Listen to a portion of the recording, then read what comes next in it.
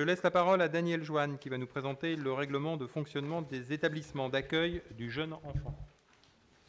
Donc c'est un aménagement du règlement qui existait, un aménagement qui est destiné notamment à prendre en compte les préconisations qui nous ont été faites il y a 2 ans maintenant par la Cour régionale des comptes et qui notamment nous demandent des conditions d'inscription et de préinscription. Donc vous les trouverez dans le libellé du règlement, puisque nous avons redonné un ordre de priorité aux inscriptions. Donc les familles d'abord engagées dans un parcours d'insertion, je résume, où les parents habitant la commune, les personnes présentant des problèmes de santé, l'accueil d'un autre enfant et en 5e lieu, des parents situés sur la commune, bien que n'habitant pas la commune. Donc nous répondons ainsi à une partie des préconisations de la Cour régionale des comptes. Qui vote contre? Qui s'abstient? Délibération adoptée à l'unanimité. Donc la délibération suivante, donc les subventions aux associations dans le cadre des Arvèges. Daniel? Oui, j'en dirai pas beaucoup plus. Bon, donc voilà, donc c'est une délibération traditionnelle qui s'inscrit dans le cadre de notre projet éducatif voilà. Local.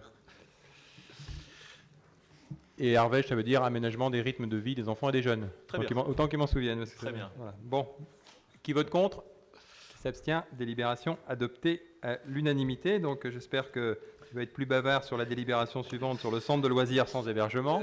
Eh bien, je vais expliquer effectivement que cette délibération est destinée à prendre en compte des situations de parents de plus en plus fréquentes, à savoir des parents séparés ou divorcés, qui nous obligent à établir des factures différenciées, séparées, les parents divorcés n'ayant pas toujours des revenus identiques ou n'habitant pas toujours la commune de Cherbourg-Octeville. Donc on est obligé pour l'ensemble de nos prestations de faire des tarifs différenciés à la quinzaine par exemple.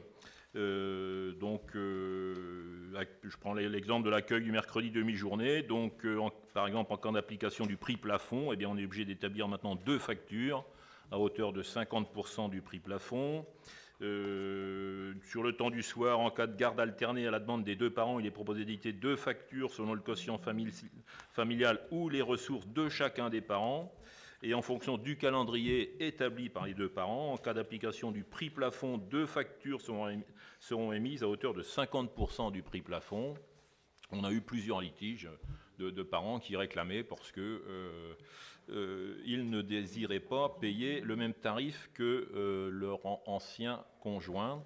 Et puis on a rajouté une tarification spéciale pour le mois de juillet, puisque cette année en fait l'école fonctionne sur la première semaine de juillet.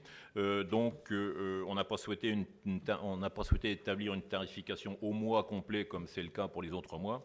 Donc on vous propose un quart de tarification en fait pour le mois de juillet. Merci Daniel pour ces explications. Je mets cette délibération en voie. Qui vote contre? Qui s'abstient? Délibération adoptée à l'unanimité.